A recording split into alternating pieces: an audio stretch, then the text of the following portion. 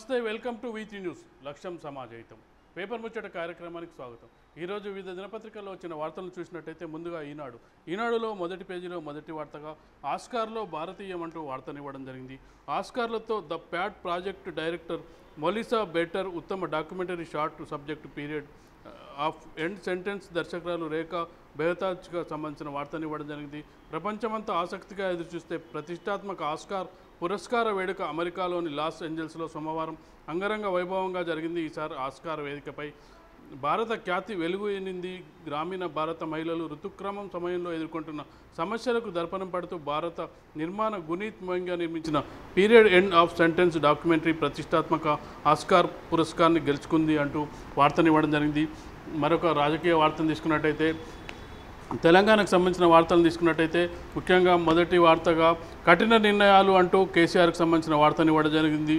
పాలనలో కీలక మార్పులు తప్పవు, ప్రజలకు మేలు చేయడమే లక్ష్యం, ప్రతిపక్షం నిర్మాణాత్మకంగా సలహాలు ఇవ్వలేదు, ప్రజాస్వామ్యంలో ప్రజా కోర్టే సుప్రీం, 4-5 నెలల్లో నిరుద్యోగ భృతి అమలు, రెవెన్యూకు పైసా లంచం ఇవ్వక్కర్లేదు, శాసనసభలో ముఖ్యమంత్రి కేసీఆర్ వెల్లడి అంటూ వార్తనివ్వడం జరిగింది। ప్రస్తుతం నా వయస్సు 66 ఏళ్ళు, మొన్ననే పుట్టినరోజు చేసుకొని 65 నుంచి 66లో అడుగుపెట్టాను, ఈ 5 ఏళ్ళు పూర్తయ్యేసరికి నా వయసు 71, నాకు ఎలాంటి భయం లేదు, నేను ఎవరికి భయపడాల్సిన అవసరం కూడా లేదు, ప్రజలకు మేలు చేయడమే నా లక్ష్యం, పరిపాలనలో కీలక మార్పులకు నాంది పలుకుతున్నాం, నిర్మాణాత్మకంగా ముందుకు వెళ్తామంటూ అసెంబ్లీలో కేసీఆర్ ప్రసంగానికి సంబంధించిన వార్తని ప్రధానంగా ప్రస్తావించడం జరిగింది ఈనాడులో।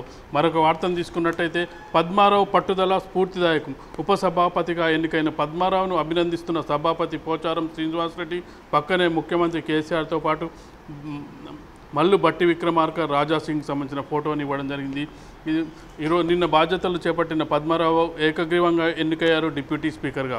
మరొక వార్తను చూసినట్టయితే నాకు న్యాయం కావాలి, కోర్టు తలుపు తట్టిన తెలంగాణ హైకోర్టు న్యాయమూర్తి, పుట్టిన తేదీ సవరణ కోరుతూ జస్టిస్ బి శివశంకర్రావు వ్యాజ్యం అంటూ వార్తనివ్వడం జరిగింది।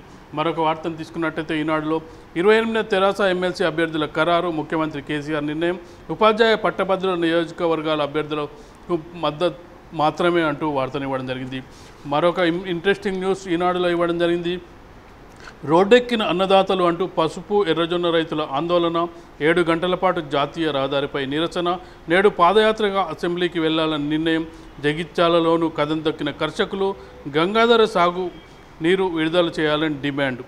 ఇది మరొక వార్తను తీసుకున్నట్టయితే ఊరుదారులకు మంచి రోజులు, 6334 కిలోమీటర్ల పంచాయతీ రోడ్లు, R&Bకి బదలాయింపు, అత్యవసరంగా 1185 కిలోమీటర్ల మేర మరమ్మతులు, 1251 కోట్లతో ప్రతిపాదనలు అంటూ వార్తనివ్వడం జరిగింది।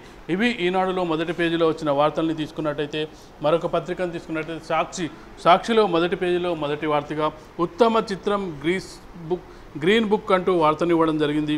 ఆస్కార్లకు సంబంధించిన వార్తను ఉత్తమ documentary film period end of sentence భారతీయ సినిమాకు అవార్డు రావడం గురించి ఇవ్వడం జరిగింది। లాస్ ఏంజల్స్లో 90వ ఆస్కార్ పురస్కారాల ప్రదానం, భారతీయ పీరియడ్ ఎండ్ ఆఫ్ సెంటెన్స్ డాక్యుమెంటరీకి అవార్డు అంటూ వార్తనివ్వడం జరిగింది।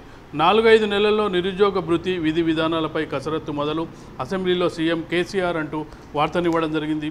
త్వరలో పెండింగ్ భూ రికార్డుల సర్వే ప్రారంభం, నేను ఎవరికి భయపడను, మరింత కఠినంగా ఉంటా, ఏడాదిలో ఇంకా సరళంగా కొత్త పహానీలు, బీడీ కార్మికుల పీఎఫ్కు కొత్త కటాఫ్ తేదీ అంటూ వార్తనివ్వడం జరిగింది। మరొక వార్తగా సాక్షిలో యుద్ధ స్మారకం అంకితం అంటూ వార్తనివ్వడం జరిగింది। ఢిల్లీలో ప్రారంభించిన ప్రధాని మోడీ, స్వాతంత్రానంతరం ఇదే మొదటిది, ఢిల్లీలో నిర్మించిన జాతీయ యుద్ధ స్మారకాన్ని ప్రధాని మోడీ సోమవారం ప్రారంభించి జాతికి అంకితమిచ్చారు। బ్రిటిష్ కాలం నాటి యుద్ధాల్లో మరణించిన భారతీయ సైనికుల సంస్మరణార్థం నిర్మించిన ఇండియా గేట్ పక్కనే ఈ స్మారకాన్ని కూడా 40 ఎకరాల్లో ఏర్పాటు చేశారు। స్వాతంత్ర్యానంతరం మరణించిన 25,942 మంది అమరవీరుల పేర్లను ఈ స్మారకంపై లిఖించారు అంటూ ప్రత్యేకంగా వార్తనివ్వడం జరిగింది మొదటి పేజీలో। మరొక వార్తను తీసుకున్నట్టయితే సాక్షిలో రేపటి నుంచి ఇంటర్ పరీక్షలు అంటూ వార్తనివ్వడం జరిగింది। రాష్ట్ర వ్యాప్తంగా 1277 కేంద్రాలు ఏర్పాటు, ఉదయం 9 గంటలకు పరీక్ష ప్రారంభం, 8 గంటల నుంచి పరీక్ష హాల్లోకి అనుమతి, 9 గంటల తర్వాత నిమిషం ఆలస్యమైన నో ఎంట్రీ, డౌన్లోడ్ చేసుకున్న హాల్ టికెట్లతో పరీక్షకు వెళ్ళొచ్చు అంటూ వార్తనివ్వడం జరిగింది। మరొక వార్తగా మే నుంచి ఆన్లైన్ ప్రధాన ఆలయాల్లో సేవలు. ఇంద్రకరణ్ రెడ్డి దేవాదాయ శాఖ మంత్రిగా సెంటిమెంట్తో బ్రేక్ వేశా. కొత్త జిల్లా కోర్టులు ఏర్పాటు చేస్తాం, అటవీ చట్టంలో సమూల మార్పులు తీసుకొస్తాం, మంత్రిగా బాధ్యతలు స్వీకరించిన ఇంద్రకరణ్ అంటూ వార్తనివ్వడం జరిగింది. డిప్యూటీ స్పీకర్గా పద్మారావు ఏకగ్రీవం. స్పీకర్ పోచారం శ్రీనివాసరెడ్డి ప్రకటన. ఆయన్ను స్పీకర్ కుర్చీలో కూర్చోబెట్టిన సీఎం. సభ్యులు పద్మారావు గౌడ్ వ్యక్తిత్వంపై కేసీఆర్ సహా పలువురి ప్రశంస అంటూ వార్తనివ్వడం జరిగింది. మొక్కజొన్న ఫ్యాక్టరీలో పేలుడు, 4 మృతి, 10 మందికి తీవ్ర గాయాలు. మృతులు పెరిగే అవకాశం. ఖమ్మం జిల్లా నాయకుల గూడెం సమీపంలో ఫ్యాక్టరీలో ఘటన అంటూ వార్తనివ్వడం జరిగింది. ఇవి సాక్షిలో మొదటి పేజీలో వచ్చిన వార్తలను తీసుకున్నట్టయితే, ఆంధ్రజ్యోతి తీసుకున్నట్టయితే ఆంధ్రజ్యోతిలో మొదటి పేజీలో లంచాలిక అంతం అంటూ వార్తనివ్వడం జరిగింది. రాజీ పడం, లీకేజీలను అరికడతాం, పాలనలో పెను మార్పులు తెస్తాం, ఈ వయసులో నేను ఎవరికి భయపడాలి అంటూ వార్తనివ్వడం జరిగింది. మేలు చేయడమే అంతిమ లక్ష్యం. జూన్ వరకు ఎన్నికల కోడ్, ఆ తర్వాత కీలక నిర్ణయాలు. పీఆర్సీ రిటైర్మెంట్ పైన అప్పుడే 4 నెలల తర్వాతే నిరుద్యోగ భృతి. శాస్త్రీయ పద్ధతిలో భూముల సర్వే. 100% భూ రికార్డుల ప్రక్షాళన. అప్పులు ఒక పంట విలువే. జూలైలో సాగర్ విలువ గోదావరి నీరు. ఏడాదిన్నరలోగా టీ హబ్ 2. అసెంబ్లీలో సీఎం కేసీఆర్ వ్యాఖ్యలు అంటూ వార్తనివ్వడం జరిగింది. తెలంగాణలో లీకేజీలు, అరాచకాలు అరికడతాం, పరిపాలనలో పెను మార్పులు తెస్తాం. ఇటీవలే 65 నుంచి 66వ సంవత్సరంలోకి వచ్చాను. ఈ ప్రభుత్వం పూర్తయ్యే నాటికి 71 ఏళ్లకు చేరుకుంటాను. ఈ వయసులో ఇంకా ఎవరికి భయపడాలి? రాష్ట్ర ప్రజలు మంచి కోరుతూ రాజీ పడకుండా మంచి పనులు చేస్తాం. కొన్ని విషయాల్లో కఠినంగానే ఉంటాం. మేము బాధ్యతారహితంగా ప్రవర్తించాం. అంతిమ లక్ష్యం ప్రజలకు మేలు చేయడమే, పారదర్శక పాలన అందించడమే అంటూ కేసీఆర్ అసెంబ్లీలో చేసిన ప్రకటనకు సంబంధించిన వార్తనివ్వడం జరిగింది. మరొక వార్తగా దబాయిస్తే ఎలా అంటూ ప్రతిపక్ష నాయకుడు బట్టి విక్రమార్కకు సంబంధించిన వార్తనివ్వడం జరిగింది. అసెంబ్లీలో సీఎం బట్టి వాగ్వాదం. పట్టణాలు పరిశ్రమలకే భగీరథ బిల్లులు, గ్రామాల్లో వసూలు చేయం కేసీఆర్. శబరి కలిసేది కూనవరం వద్ద కాదు, ఎగువన పాపికొండల వద్దే. అసెంబ్లీలో బట్టి కేసీఆర్ మాటకు మాట. మీడియా సహా అందరికీ తీసుకెళ్తా, కేసీఆర్ ఇది అబద్ధమని నిరూపిస్తా బట్టి. వాస్తవ విరుద్ధంగా రాష్ట్ర బడ్జెట్ అప్పు పొంచి ఉందన్న విక్రమార్క అంటూ వార్తనివ్వడం జరిగింది. మరొక వార్తగా ఆంధ్రజ్యోతిలో 28 లక్షల మంది రైతులకు మొండి చేయి అంటూ వార్తనివ్వడం జరిగింది. పీఎం కిసాన్కు అనర్హులే ఎక్కువ. రాష్ట్రంలో 25 లక్షల మందికే 6,000, సగం మందికి అందని కేంద్ర సాయం. పథకంలో కఠిన నిబంధనలే కారణం అంటూ వార్తనివ్వడం జరిగింది. మరొక వార్తగా మళ్లీ రోడ్డెక్కిన అన్నదాత.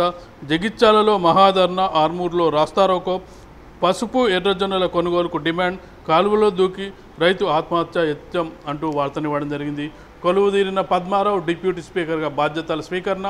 వ్యక్తిత్వం, ఆప్యాయతతోనే పదవి. కేసీఆర్ అందరికీ ఆమోదయోగ్యంగా నడపాలి బట్టి అంటూ వార్తనివ్వడం జరిగింది.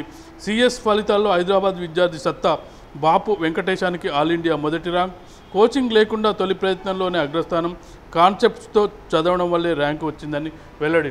ఆంధ్రజ్యోతి చూసుకుంటే మరో ఇంట్రెస్టింగ్ న్యూస్ చూసినట్టయితే ఒక ప్రత్యేక వార్తా కథనాన్ని ఇవ్వడం జరిగింది. బదులు చెల్లవు అంటూ చిన్న చిన్న అప్పులకు లెక్క చెప్పాల్సిందే అంటూ ఇటీవల ప్రభుత్వం తీసుకొచ్చిన ఒక ఆర్డినెన్స్కి సంబంధించిన వార్తను ప్రత్యేకంగా ఇవ్వడం జరిగింది.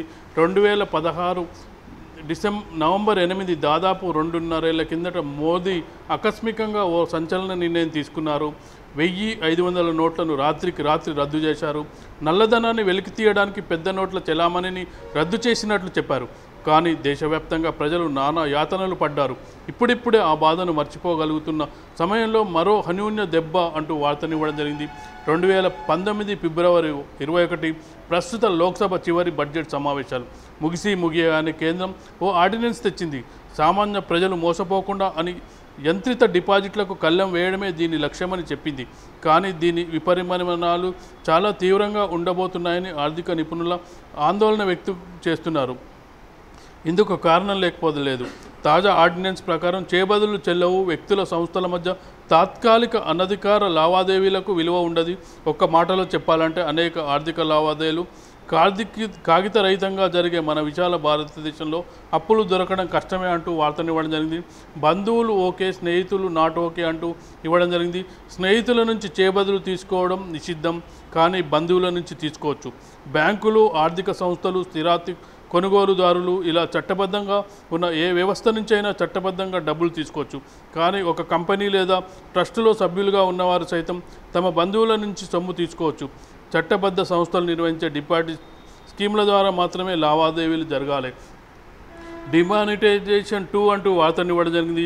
చిన్న చిన్న అప్పులకు లెక్క చెప్పాల్సిందే, రియల్ అడ్వాన్సులు చట్టబద్ధం కావాల్సిందే. మోడీ సర్కార్ తాజా ఆర్డినెన్స్ ఫలితం. పోమ్జీ స్కీములు కళ్ళెం వేయడమే కానీ జనజీవితాన్ని దెబ్బతీయనున్న దానిలోని అంశాలు. చిన్న కంపెనీలు, రియాల్టర్లకు నష్టం, స్నేహితుల మధ్య ఆర్థిక లావాదేవీలకు దెబ్బ అంటూ ప్రత్యేక కథనాన్ని ఇవ్వడం జరిగింది. బ్యాంకులకు ఊతం అంటే దీని ద్వారా బ్యాంకులకు ఊతం అనే వార్తను కూడా ఇవ్వడం జరిగింది. బడ్స్ ఆర్డినెన్స్ ద్వారా ప్రభుత్వానికి బయటకు కనిపించే లక్ష్యం ఉందని ఆర్థిక నిపుణులు చెబుతున్నారు. పెద్ద నోట్ల రద్దు అనంతరం బ్యాంకింగ్ వ్యవస్థపై విశ్వాసం సన్నగిల్లింది. పిఎస్బి స్కామ్, ఇతరత్రా కుంభకోణాలు బ్యాంకుల నైతికతను, విధానాలను ప్రశ్నార్థకం చేశాయి. బ్యాంకులకు మళ్ళీ పూర్వవైభవం తీసుకురావడానికి మోడీ ఈ ఆర్డినెన్స్ తెచ్చారని మరో నిపుణులు వివరించారు. అంటే చూడాలి అంటే ఈ ఆర్డినెన్స్ ద్వారా ఎవరికి లాభం జరుగుతుంది, ఎవరికి చేబదుళ్ళు ఇలాంటివి అయితే జరగవనేది ఈ వార్త సారాంశం. అంటే కొందరు అప్పులు తీసుకొని దీనికి సంబంధించి అంటే వడ్డీలు కట్టాల్సి వస్తుంది అని కొన్ని కీలకమైన అంశాలు కూడా ఇందులో ఉన్నాయి. అయితే ఇది కార్యరూపం జాలిస్తే ఎలాంటి ఇబ్బందులు ఉంటాయని తెలుస్తుంది. ఇది ఆంధ్రజ్యోతిలో మొదటి పేజీలో వచ్చిన వార్తలను తీసుకున్నట్టయితే మరికొన్ని పత్రికలని వార్తల్ని చూసే ముందు ఇప్పుడు ఒక చిన్న బ్రేక్ తీసుకుందాం. బ్రేక్ తర్వాత మరికొన్ని వార్తల పత్రికల్ని చూద్దాం. ఇప్పుడు ఒక చిన్న బ్రేక్.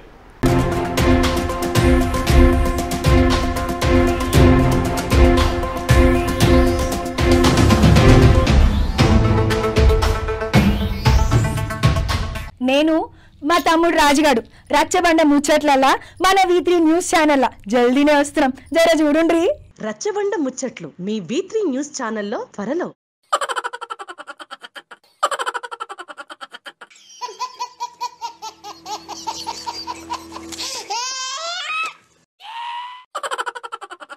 గిలిగిలిగా త్వరలో మీ V3 న్యూస్ ఛానల్లో.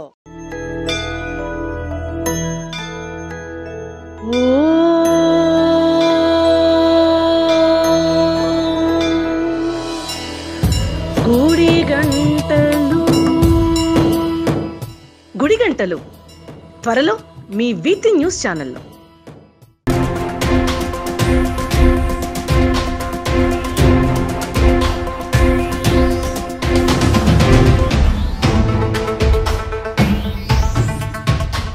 వెల్కమ్ బ్యాక్ టు పేపర్ ముచ్చట కార్యక్రమం.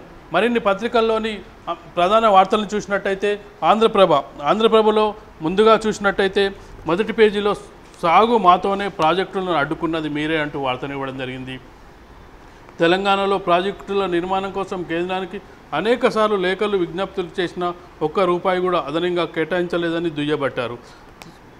కేసీఆర్ నిన్న అసెంబ్లీలో ప్రకటనకు సంబంధించిన వార్తను హైలైట్ చేయడం జరిగింది ఆంధ్రప్రభ. మరొక వార్తగా 2తోనే తెలంగాణ తెచ్చాం, 16 ఇస్తే ఢిల్లీ గడగడే అంటూ కేటీఆర్ వార్తను ఇవ్వడం జరిగింది. కేంద్రం మన ముందు చేతులు కట్టుకొని ఉండాల్సిందే, అప్పుడే రాష్ట్రాల అవసరాలు తీర్చుకోగలం. జనం మద్దతిస్తే ఆ సత్తా కేసీఆర్కు ఉంది. చంద్రబాబు తిడుతుండు, మా పథకాలే కాపీ కొడుతుండు, కుట్రలు కుతంత్రాలకు పేటెంట్ హక్కు అతడిదే, ఏపీ సీఎంపై కేటీఆర్ నిప్పులు అంటూ వార్తను ఇవ్వడం జరిగింది. మరొక వార్తగా నేను కేసీఆర్ను మాట్లాడుతున్న ఏజెన్సీ అధికారులకు సీఎం ఫోన్, చిన్ననీటి వనరుల అభివృద్ధి పనులపై వాకప్ త్వరగా పూర్తి చేయాలని ఆదేశాలంటూ వార్తను ఇవ్వడం జరిగింది. డిప్యూటీ స్పీకర్గా పద్మారావు, ఏకగ్రీవ ఎన్నిక, సీఎం కేసీఆర్ విపక్ష నేత మల్లు ప్రశంసలు అంటూ వార్తను ఇవ్వడం జరిగింది. అటు ముస్లింసు ఇటు విద్యార్థులు పవన్కు ఫిదా, ముస్లింల దేశభక్తిని శంకించొద్దన్న జనసేనాని, ఢిల్లీ తరహా విద్యా వ్యవస్థకు భరోసా, పవన్ పలుకులతో ముస్లింలలో ఆనందం, విద్యార్థుల్లో ఆశలు అంటూ వార్తను ఇవ్వడం జరిగింది. మరొక వార్తగా బోఫర్స్ టు చాపర్స్, కాంగ్రెస్ హయాంలో అన్ని కుంభకోణాలే, వారికి దేశ భద్రత కంటే కుటుంబమే ముఖ్యం, ఆర్మీ అసాధ్యమని సుసాధ్యాన్ని చేశాము ప్రధాని మోడీ అంటూ వార్తను ఇవ్వడం జరిగింది. ఒక్క ఛాన్స్ ఇవ్వండి, నిజాయితీ నిరూపించుకుంటాం, ఆధారాలు ఇవ్వండి, నిందితుని శిక్షిస్తాం, మోడీకి ఇమ్రాన్ విజ్ఞప్తి. అంటే భారత్ చేస్తున్న ప్రయత్నాలు దౌత్యపరంగా కొన్ని కఠిన నిర్ణయాల వల్ల పాకిస్తాన్ దిగొచ్చినట్టే కనిపిస్తుంది, మేము నిజాయితీని నిరూపించుకుంటామంటూ పాకిస్తాన్ అధ్యక్షుడు ఇమ్రాన్ ఖాన్ మోడీని కోరడం జరిగింది. దీనికి సంబంధించిన వార్తను ఆంధ్రప్రభ ప్రధానంగా ప్రస్తావించడం జరిగింది. మరొక వార్తగా హస్తరేఖ మారుతుందా, వ్యూహాలు మారుతున్నాయంటూ వార్తనివ్వడం జరిగింది.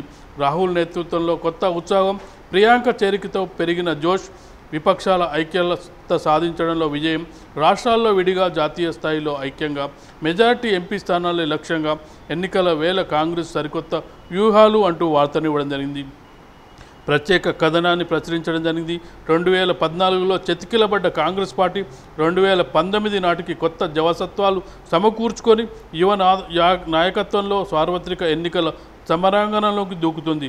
రాహుల్ గాంధీ ఏఐసిసి అధ్యక్షుడిగా పగ్గాలు స్వీకరించిన తర్వాత తొలిసారి సాధారణ ఎన్నికలకు ఎదుర్కొనబోతున్నారు. ఇటీవలే ముగిసిన 5 రాష్ట్రాల అసెంబ్లీ ఎన్నికల్లో కమలనాథుల ఆయువు పట్టైన మధ్యప్రదేశ్, ఛత్తీస్గఢ్, రాజస్థాన్లో విజయ డంకా మోగించింది.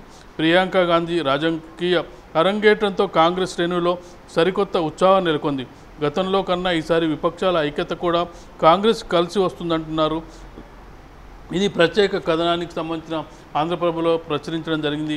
మరొక పత్రికను తీసుకున్నట్టయితే వెలుగు పత్రికను తీసుకున్నట్టయితే వెలుగులో మొదటి పేజీలో మొదటి వార్తగా అన్ని రంగాల్లో పెను మార్పులు, శాసనసభలో సీఎం కేసీఆర్ 100% ప్రజలకు మేలు జరిగే పనులు చేస్తాం, 4-5 నెలల్లో నిరుద్యోగ భృతి అమలు, జూన్ తర్వాత పోడు భూముల సమస్య పరిష్కరిస్తాం, రెవెన్యూలో పైసా అవినీతి లేకుండా చేయాలన్నదే లక్ష్యం, ద్రవ్య వినిమయ బిల్లుపై సభలో చర్చ, ఆమోదం అంటూ వార్తనివ్వడం జరిగింది. మరొక వార్తగా సభ గౌరవాన్ని పెంచుతా అంటూ డిప్యూటీ స్పీకర్కు సంబంధించిన వార్తనివ్వడం జరిగింది. ప్రజలకు ప్రయోజనం కలిగించేలా అసెంబ్లీలో చర్చలు, డిప్యూటీ స్పీకర్ పద్మారావు గౌడ్ ఏకగ్రీవ ఎన్నిక, స్వయంగా తీసుకెళ్లి కుర్చీలో కూర్చోబెట్టిన కేసీఆర్, ప్రతిపక్ష నేతలు, పద్మారావు అందరికీ ఆదర్శం, సీఎం కేసీఆర్ ప్రశంస. బట్టి ఇంటూ కేసీఆర్ అప్పులపై ప్రభుత్వం క్లారిటీ ఇవ్వాలి, విద్యారంగానికి కేటాయింపులేవి, సీఎల్పీ నేత బట్టి విక్రమార్క, కాంగ్రెస్ వని కాకి లెక్కలు, బడ్జెట్పై వారికి అవగాహన లేదు, ప్రజలను తప్పుదేవో పట్టిస్తున్నారు అంటూ కేసీఆర్కి సంబంధించి అసెంబ్లీలో బడ్జెట్కి సంబంధించి బట్టి కేసీఆర్కి సంబంధించిన వాద ప్రతివాదాలని ఇందులో ప్రధానంగా ప్రచురించడం జరిగింది. మరొక వార్తగా వెలుగులో ముఖ్యమైన వార్తనివ్వడం జరిగింది. ప్రత్యేక వార్తా కథనాన్ని ఇవ్వడం జరిగింది. లోక్సభ షెడ్యూల్ మార్చి 5 తర్వాతే 6 నుంచి 8 మధ్య ప్రకటించే ఛాన్స్, ఏప్రిల్ 2వ వారం నుంచి ఎన్నికలు, 5 నుంచి 7 విడతల్లో పోలింగ్, మే 26 లోపే కౌంటింగ్ పూర్తి అంటూ వార్తనివ్వడం జరిగింది. సార్వత్రిక ఎన్నికల నిర్వహణకు కేంద్ర ఎన్నికల సంఘం సిద్ధమవుతోంది. ఎన్నికలు ఎప్పుడు ఉండొచ్చన్న ఉత్కంఠను తగ్గిస్తూ షెడ్యూల్ దగ్గరలోనే ఉన్నట్టు సంకేతాలు ఇచ్చింది. మార్చి 5 తర్వాత ఏ రోజైనా లోక్సభ ఎన్నికల షెడ్యూల్ విడుదలయ్యే అవకాశం కనిపిస్తుంది. మార్చి 6 నుంచి 8 తేదీ మధ్యలో సిఈసి మీడియా సమావేశం పెట్టి ఎన్నికల ప్రక్రియ, పోలింగ్ తేదీల పూర్తి వివరాలను ప్రకటించే అవకాశం ఉంది. తెలంగాణ, ఏపీలో ఒకేసారి ఎన్నికలు నిర్వహించాలని సిఈసిని తెలంగాణ సీఈఓ రజత్ కుమార్ కోరినట్లు తెలుస్తుంది. ఇవి మొదటి పేజీలో వెలుగులో వచ్చిన వార్తల్ని తీసుకున్నట్టయితే, మరొక పత్రికను తీసుకున్నట్టయితే ఆంధ్రభూమిలో మొదటి పేజీలో మొదటి వార్తగా పక్కాగా నిరుద్యోగ భృతి, లోక్సభ ఎన్నికలు ముగిసిన వెంటనే అమలు, ఉద్యోగుల వయో పరిమితి పెంపు, ఐఆర్ కూడా అప్పుడే 4 నెలల్లో నిబంధనలు, ముఖ్యమంత్రి కేసీఆర్ వెల్లడి, నా వయసు 66 అయినా భయపడనంటూ వార్తనివ్వడం జరిగింది. పరిపాలనలో సమూల సంస్కరణలు ఎవరేమనుకున్నా కఠినంగా అమలు, ముఖ్యమంత్రి కేసీఆర్ స్పష్టీకరణ అంటూ వార్తనివ్వడం జరిగింది. ఉపసభాపతిగా పద్మారావు ఏకగ్రీవం, సర్కారు మద్దతు ఫలించిన విపక్షాలు, ఇటు సభ అటు నామినేషన్లు అంటూ వార్తనివ్వడం జరిగింది. 4 సీట్లకు టీఆర్ఎస్, 1 సీటుకు ఎంఐఎం దాఖలు అంటూ వార్తనివ్వడం జరిగింది. ఢిల్లీలో నిర్మించిన జాతీయ వార్ మెమోరియల్ వద్ద వీర జవాన్లకు జ్యోతి ప్రజ్వలనతో నివాళులర్పిస్తున్న ప్రధాని మోడీ, దేశ భద్రతపై రాజీ లేదు, వార్ మెమోరియల్ ప్రారంభంలో ప్రధాని మోడీ అంటూ ఒక పిక్ను ప్రచురించడం జరిగింది, ఫోటోను ప్రచురించడం జరిగింది. మరొక వార్తగా ఇంపార్టెంట్ వార్తగా సుప్రీం ముందుకు నేడు అయోధ్య అంటూ వార్తనివ్వడం జరిగింది. సుప్రీంలో విచారణ ప్రారంభమవుతుంది అయోధ్య కేసుపై, దీనికి సంబంధించిన వార్తనివ్వడం జరిగింది. 16 గెలుద్దాం, కేంద్రాన్ని శాసిద్దాం అంటూ వార్తనివ్వడం జరిగింది. కేటీఆర్ కామెంట్స్ని, 2 సీట్లతో రాష్ట్రాన్ని సాధించాం, నిధులు సాధించలేమా, కాంగ్రెస్ బీజేపీ కలిసి పోటీ చేసినా అధికారానికి దూరమే, పార్లమెంటు ఎన్నికల తర్వాత కేంద్రంలో టీఆర్ఎస్ కీలక భూమిక, కేసీఆర్ గాలి కోటికి కూడా చంద్రబాబు సరిపోడు, టీఆర్ఎస్ వర్కింగ్ ప్రెసిడెంట్ కేటీఆర్ అంటూ వార్తనివ్వడం జరిగింది. ఇవి ఈరోజు ప్రధానంగా వివిధ దినపత్రికల్లో వచ్చిన ప్రధాన వార్తల్ని చూసినట్టయితే ఇది ఈరోజు పేపర్ ముచ్చట కార్యక్రమం. తిరిగి రేపటి పేపర్ ముచ్చట కార్యక్రమంలో కలుసుకుందాం. అంతవరకు సెలవు, నమస్కారం.